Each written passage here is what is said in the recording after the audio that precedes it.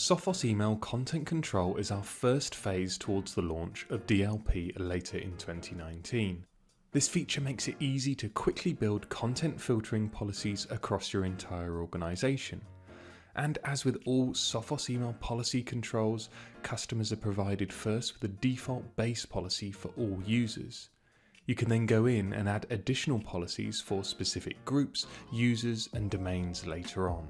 If we then drill into the policy, you'll see we can define settings for both inbound and outbound messages, for keywords and for file types.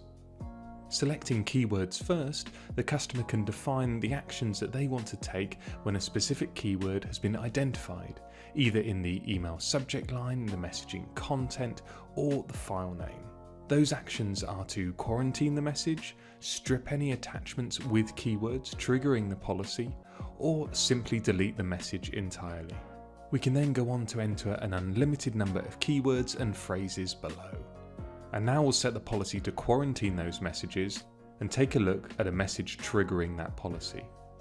And in the quarantine summary view, you can see a message triggering that policy. And if we drill into the message details, you'll see the reason that the mail was quarantined, the message, and any attachments. We'll now go back to the same keyword settings screen and we'll choose to strip the attachment. And here you can see that message from the end user's point of view within the inbox.